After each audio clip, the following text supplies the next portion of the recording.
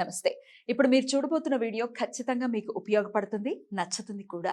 మరి మీకు నచ్చిన విషయం నాకు తెలియాలి అంటే ఈ వీడియోని మీరు లైక్ చేయాలి, షేర్ చేయాలి, అలాగే మన ఛానల్‌ని సబ్స్క్రైబ్ చేయాలి. మీ సపోర్ట్‌ని నాకు అందిస్తారు కదూ! ఓకే. ఇప్పుడు వీడియోని స్టార్ట్ చేద్దాం. నమస్తే. Welcome to our channel. నేను కుప్ప పద్మిని. ప్రస్తుతంతో పాటు ప్రముఖ ఆధ్యాత్మికవేత్త, వాస్తు జ్యోతిష పండితులు, లలిత ఉపాసకులు, వాస్తు జ్యోతిష శిక్షణ నిపుణులు బ్రహ్మశ్రీ నానాజీ పట్నాయక్ గారు మనతో పాటు ఉన్నారు. మాట్లాడదాం. సార్ నమస్తే సార్. శ్రీమాత్రే నమః. వృషభం వారికి రిజల్ట్స్ ఎలా ఇవ్వబోతున్నారు సార్? తప్పకుండా. ఫస్ట్ ఆఫ్ ఆల్ ఏంటంటే వృషభం వారికి ఇది 10th హౌస్.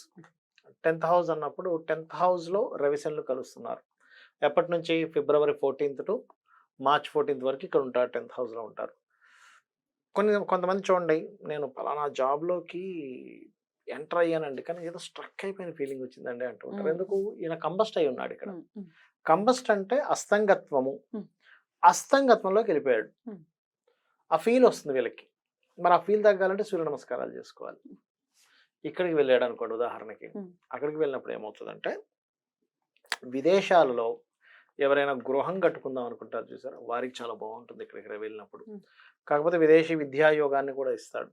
ఇక్కడ కాదు, విదేశాల్లో పిఆర్, పర్మనెంట్ రెసిడెన్సీ కోసం అని, లేకపోతే మన గ్రీన్ కార్డ్ హోల్డర్స్ అవ్వడానికి, దానికి చాలా బాగుంటుంది. ఎప్పుడు బ్యాడే కాదు, సమ్ గుడ్ కూడా ఇస్తుంది ప్లానెట్ ఎప్పుడు కూడా. అది మనం అర్థం చేసుకోవాలి. అయితే అక్కడ కొంచెం ఎంతైనా సరే Ravi energies, Rahu energies different combination కాబట్టి కొంచెం దుర్గాదేవిని చేసుకుంటే ఆ యొక్క విషయాల్లో బాగుంటుంది. పర్టికులర్గా March 14th to April 14th వరకు రవిశనులు ఇక్కడ కంజెక్ట్ అవుతాడు కాబట్టి వృషభం వారికి. అదే వృషభం వారికి ఈ కుజుడి యొక్క సంచారం ఇలాగా మనకి ఈ 2-6 వరకు ఉంటుందని చెప్పుకున్నాం. మరి అప్పుడు ఏమిటండి పరిస్థితి అని చెప్పి అనుకున్నప్పుడు, ఇక్కడ పర్టికులర్గా ఇక్కడికి ఎంటర్ అయినప్పుడు వర్క్ ప్రెషర్ బాగా పెరుగుతుంది. వృషభం వారికి చాలా ఎక్కువ వర్క్ విపరీతమైన వర్క్. అంటే ఎలా అంటే, పక్కన చేసేవాడు సరిగ్గా చేయడు, వాడి మీద అరవాలి, వీడి మీద అరవాలి, వాడు సరిగ్గా చేయడు, వీడు అది ఏమిటి ఇట్లా, మనకే ప్రెషర్ ఎక్కువగా ఉంటుంది. అట్లాంటివి ఉంటూ ఉంటాయి. అండ్ అగైన్ మనకి సహజంగా ఇక్కడికి కుజుడు వచ్చినప్పుడు మాత్రం ఏమవుతుంది అంటే, ఆల్మోస్ట్ 24వ తేదీ 4వ నెలలో ఇక్కడికి వస్తాడు. 2-6 వరకు ఉంటాడు ఇక్కడ. 2వ తేదీ జూన్ వరకు ఉంటాడు. అక్కడ ఏమిటి బెనిఫిట్ అంటే, విదేశాలకి వీళ్ళ యొక్క జీవిత భాగస్వామికి వెళ్ళడానికి ఛాన్సెస్ దొరుకుతాయి. ఒకటి. రెండవది ఏమిటి అంటే, కొంచెం ఇన్వెస్ట్మెంట్స్ చేసేటప్పుడు కొద్దిగా చూసి ఇన్వెస్ట్మెంట్స్ చేయాలి. ఈ కంజంక్షన్ అయినప్పుడు ఏమవుతుందంటే, సర్వసాధారణంగా విదేశీ సంబంధాలు కూడా కుదురుతాయి. వివాహం కోసం ప్రయత్నం చేసేవారికి 7th lord and 12th lord ఒక్కరే అయ్యి రాహుతో కనెక్ట్ అవుతున్నారు లాభస్థానంలో. అంటే దీని అర్థం ఏమిటి? వీళ్ళు ముఖ్యంగా స్త్రీలకి వివాహ సంబంధాలు బయట దేశంలో ఉండే వాళ్ళతో కుదిరే ఛాన్సెస్ ఇస్తున్నాడు ఇక్కడ అనేది మనం అర్థం చేసుకోవాలి. బట్ ఏదేమైనా కూడా మేషం కావచ్చు, వృషభం కావచ్చు, ఈ రవి ఈ సంచారం, కుజుడు వీటి మీద సంచారం జరిగేటప్పుడు నేను చెప్పేది ఏంటంటే, మీకు లాభం వచ్చేది ఉన్నా, ఇబ్బంది వచ్చేది ఉన్నా, ఆ ఇబ్బంది తగ్గాలన్నా లేదా లాభం ఇంకాస్త చక్కగా రావాలన్నా ఈ 4 గ్రహాల కింద నేను చెప్పినట్టుగా శని, రాహు, రవి, కుజ గ్రహాల దగ్గర, వీలైతే కేతు గ్రహం దగ్గర కూడా దీపారాధన చేయడం, అమ్మవారి ఆరాధన చేసుకోవడం అన్ని విధాలు బాగుంటుంది. సార్, ఈ రాశి వారికి ఎలా ఉండబోతోందో మీరైతే ప్రిడిక్షన్స్ అందించున్నారు. కానీ దేశవ్యాప్తంగా ఈ గోచార ఫలితాల వల్ల, అంటే ఈ సంచారం వల్ల ఈ గ్రహాలకి ఎలాంటి ఫలితాలు ఉండబోతున్నాయి దేశవ్యాప్తంగా కూడా ఒక్కసారి చెప్పండి. అసలు అలాగే గ్రహ సంచారం గురించి కూడా ఒక్కసారి చెప్పండి. షూర్. యాక్చువల్గా ఈ రోజు ఇది వేయడానికి కారణం ఏంటంటే, మనం 1.5 month బ్యాకే మనం చెప్పుకున్నాం. ఇది కొంచెం ఈ గ్రహాల యొక్క కదలిక ఇలా ఉందని. కాకపోతే ఏంటంటే, కొంతమంది నన్ను పర్సనల్గా అడిగింది ఏంటంటే, ఎందుకండి ఒకసారి మాకేమైనా ఎక్స్ప్లెయిన్ చేసి చూపించగలరా బోర్డు మీద అని అడిగారు. అందుకని చెప్తున్నాను. ఫస్ట్ ఆఫ్ ఆల్ ఏంటంటే అమ్మ, గుర్తుపెట్టుకోండి, ఎప్పుడు కూడా రవి కుజులు ఉన్నారు కదా, రవి కుజ అంటే ఏంటంటే, రవి అంటే ఒక ఎనర్జీ ఇచ్చేటువంటి ప్లానెట్, కుజుడు కూడా ఎనర్జీ ప్లానెట్. ఈ ఎనర్జీ ఒక్కొక్కసారి పాపగ్రహాలతో కలిసినప్పుడు ఏమవుతుందంటే మిస్యూజ్ అవుతుంది. ఒక కత్తి మనం చక్కగా కూరగాయలు కోసుకొచ్చి ఆపరేషన్ చేయొచ్చు, కానీ ఇంకో రకంగా కూడా వాడతారు అదే కత్తిని. అలా ఏంటంటే ఎనీ ప్లానెట్ అది బాగున్నప్పుడు ఇచ్చే రిజల్ట్, అది పాపగ్రహాలతో కలిసినప్పుడు ఉన్న రిజల్ట్ వేరుగా ఉంటాయి. మనకి ముండేన్ ఆస్ట్రాలజీ అంటారు, మైథుని జ్యోతిష్యం అంటే దేశవ్యాప్తంగా దేశాల్లో ఎటువంటివి జరుగుతాయి ఏమిటనేటువంటిది ఇది ఇక్కడే కాకుండా మనకి రామాయణ మహాభారతాల్లో కూడా ఉంది. అందుకని నేనేం చెప్తున్నానంటే, స్పెసిఫిక్గా ఈ రవి కుజుడు వీటి మీద నుంచి ప్రయాణం జరుగుతుంది ఈ 3 నెలలు.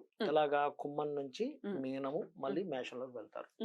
ఇలాంటి సందర్భంలో అయితే లక్కీగా ఏంటంటే కాలసర్ప యోగంలో గురువు బయట ఉన్నాడు, ఇది ఒక లక్. గురువు అవునా? కనుక లోపల ఉండి ఇంకా దారుణంగా ఇది ఉంటుంది పరిస్థితి. మొత్తానికే కాలసర్పం అయ్యేది. అయ్యేది. ఆ, గురువు ఒక బయట ఉన్నాడు కాబట్టి కొంతవరకు జీవులు కొంత సేఫ్ లో ఉంటారు, కానీ జాగ్రత్త ఉండాలి ఏ విషయాల్లో. రవి గవర్నమెంట్ కారకుడు, అధికారులకు కారకుడు, సీఎంలకి పిఎంలకి వీళ్ళ కారకుడు. ఉమ్, కాబట్టి గవర్నమెంట్ రిలేటెడ్ సంబంధించిన విషయంలో రాజుల మధ్యన గొడవలు పెరగడం. ఎందుకంటే మనకు నెక్స్ట్ రాబోయే ఉగాదికి కూడా ఏంటంటే రాజు కుజుడు అవుతున్నాడు. కుజుడు రాజు అవుతే ఎలా ఉంటుంది అంటే, కుజుడు అంటే ఏంటి, యుద్ధం, అధికారాన్ని చూపించుకోవాలి, నా లీడర్షిప్ నేనేంటో నిరూపించుకుంటాను, ధైర్యంగా నేను యుద్ధానికి నేను రెడీ అన్నట్టుగా ఉంటుంది. అందుకని ఏమిటి, ఎప్పుడైతే ఈ కుజుడు ఎగ్జాల్టెడ్ పొజిషన్లో ఉన్నంతసేపు ఓకే, ఎగ్జాల్టెడ్ పొజిషన్ నుంచి ఇక్కడికి మారుతాడు 24వ తేదీ 4వ నెల నుంచి, అప్పటి నుంచి ఇంకా తీవ్రంగా ఉంటుంది. అదేవిధంగా ఇప్పుడు ఆల్రెడీ ఫిబ్రవరి 14th నుంచి రవి ఆల్రెడీ శనితో కలిసిపోయాడు ఇక్కడ.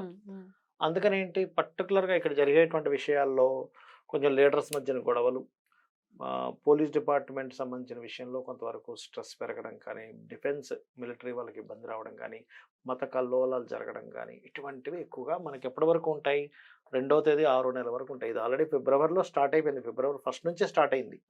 ఎందుకంటే ఇక్కడ కుజరవులు కలిసారు ఆల్రెడీ ఇక్కడ ఒకసారి, రవి కుజ ఇద్దరు ఎనర్జీని ఇచ్చే ప్లానెట్స్ కలిసారు ఇక్కడ.